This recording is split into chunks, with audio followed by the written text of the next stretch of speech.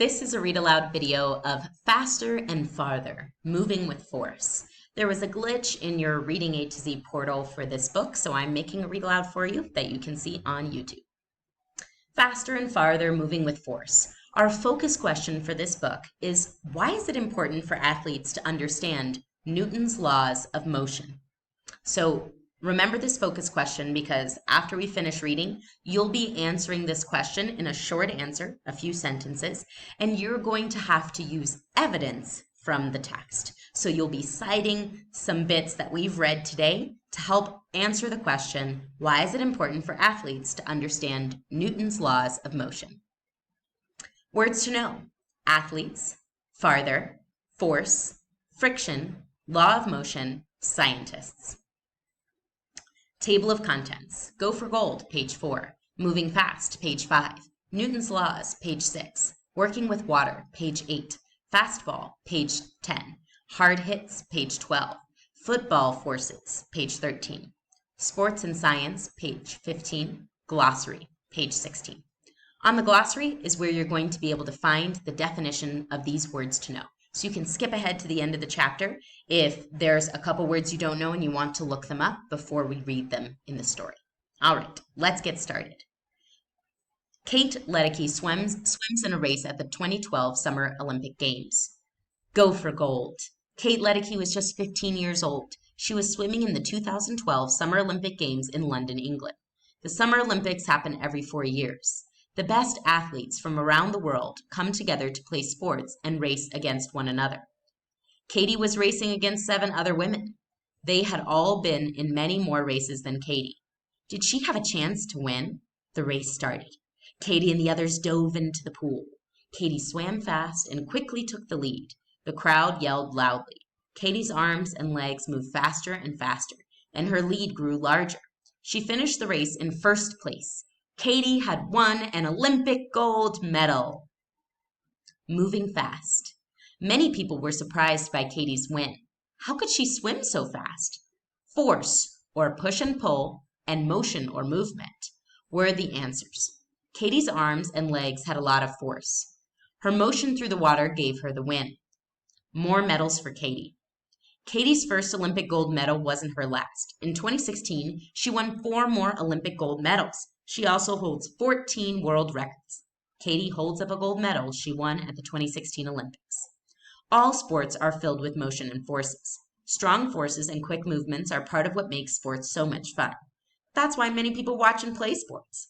Fans and athletes aren't the only one who watch forces and motion in action. Scientists do too. They study forces and motion to understand why and how things move. Newton's laws. Sir Isaac Newton, born 1642, died 1727, is the most famous scientist who studied force and motion. He came up with 3 laws to explain how things move. He wrote about these laws in a book that came out in 1687. The laws explain how forces and motion work together. Isaac Newton thinks about gravity. Sir Isaac's apple. Isaac Newton is also famous for studying gravity. One story said he became interested in gravity when an apple fell and hit him on the head. He wondered why the apple fell down rather than up or sideways. Then he came up with his ideas about gravity. Gravity is a force we cannot see. Instead, we see what it does. Gravity pulls objects towards each other. The Earth is very big, so it has very strong gravity that pulls everything toward its center. That's why you land back on the ground when you jump. Without gravity, you would float away. What's the matter? Scientists often talk about mass and matter. Matter is everything around you. Everything that takes up space is made of matter. Mass is the way scientists talk about how much matter an object has. Mass is not the same as size or weight. For example, a beach ball is bigger than a baseball. It has a bigger size. However, a beach ball is filled with air, while a baseball is made of rubber and string. The baseball is made up of more matter, so it has more mass than the beach ball. Since the Earth's gravity pulls harder on the objects with more mass, the baseball also has more weight than the beach ball. A beach ball has low mass and weight. It is easy to move a beach ball. Newton's first law of motion says that an object will not move unless a force makes it move. Also, a moving object won't stop moving unless a force makes it stop. That's the law of inertia. The second law says that the stronger a force is, the faster the object will move. It also says that the more matter an object has, the more force it will take to move that object.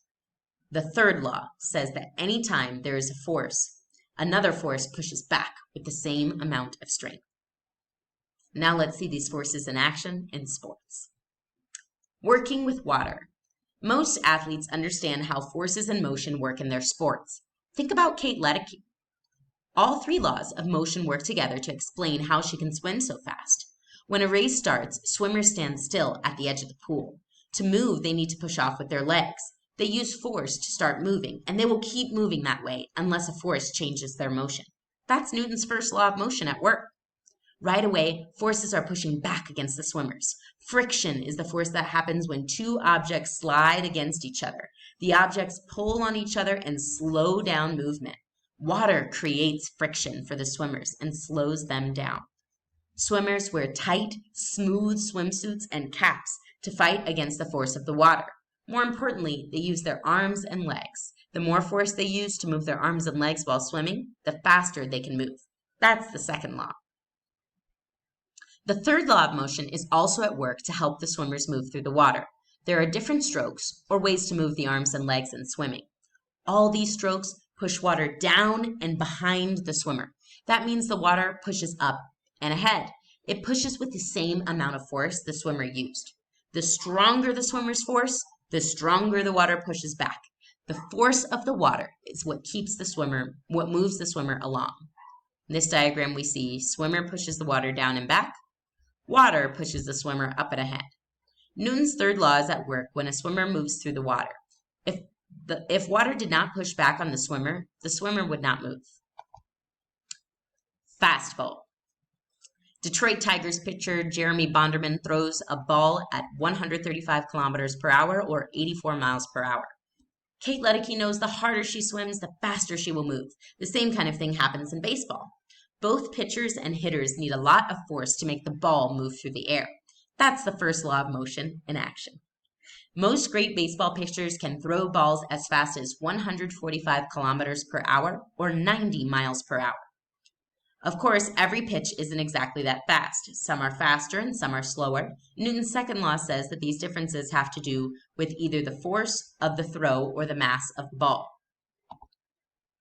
Most baseballs are made in the same way and are the same size. This means that the differences in masses are not what makes a pitch faster or slower. However, the force can be different for every pitch. Every pitcher has different arm strength and different ways to throw the ball. Pitchers with weaker arms throw slower. Those with stronger arms can throw with more force, so the ball moves faster. Some pitchers can even throw a ball more than 160 kilometers per hour or 100 mph. That stands for miles per hour. If a pitcher used a ball with a different mass, the speed of the pitch would change. If the pitcher used the same force to throw a ball with more mass, the pitch would move slower. A ball with less mass would move faster. The fastest pitch. How fast can pitchers throw? The fastest pitch ever recorded was just over 169 kilometers per hour, 105 mph. However, scientists studied a 1974 pitch by Nolan Ryan. They think he threw as fast as 174 kilometers per hour or 108 mph. Hard hits. After the pitcher throws the ball, the hitter goes to work. The hitter also has to apply the laws of motion to hit the ball. The hitter knows that the harder he or she swings at the bat, the faster and farther the ball will fly. Sometimes, however, a hitter will decide not to hit the ball so hard. Then the ball will not fly as far. It might land between the players in the field instead of flying out to the park. Then other players have to run to pick up the ball. The hitter might also bunt. This means the player just holds the bat out instead of swinging it. When the ball hits the bat doesn't have as much force. Newton's third law says that the bat will still push back on the ball with the same amount of force as the ball. However, the hitter is not swinging to hit the ball with more force. It won't create more motion for the ball. The ball will only move a little before it stops. This can make it harder for the other team to get the ball quickly. Football forces. Now we're talking about American football here. Football players use force and motion too. When a player throws a football, Newton's first law says it will keep moving until another force makes it change direction or stop moving. This happens when another player catches the ball. If no one catches it, friction and gravity will work against the ball to slow it down and push it to the ground. This player uses forces to move ahead and around the other team. When a player catches the ball, he or she tries to run down the field as fast as possible to score. With each step, the player's feet push against the ground, and the ground pushes back. The forces create motion to send the player ahead. The longest run. Some football players are great at keeping the ball in motion. In a 2018 game, Tennessee Titans running back Derrick Henry got the ball and ran down the whole field, going 99 yards without stopping. It was the first time a player had done this since Tony Dorsett did it for the Dallas Cowboys in 1983. Football players often run into one another. Then a few things can happen. This has to do with the force, motion, and mass of each player. Think about two players who have about the same mass. Imagine that they run into each other with about the same amount of force. In this case, they either won't move at all or they will both fall back in different directions. Neither force is stronger and neither mass is greater. Now imagine that one of the players runs into the other and they both fell in the same direction. This would happen because the first player used more force. The second player could not stop the first player's motion. Which of these players has more force? Scientists use computers to study how an athlete moves and uses force. Sports and science. We can see Newton's laws of motion at work all around us. Things are always moving and changing. Sports are filled with balls flying, athletes moving, and forces pushing and pulling. Athletes have many ways to use force and motion, and scientists have many ways to study them. Knowing about forces and motion helps athletes get better at their game. Meanwhile, knowing about sports helps scientists understand how forces and motion are at work in this world. This is our glossary, where you can see the meaning of athletes, farther, force, friction, law of motion, and scientists. Hope you enjoyed this video.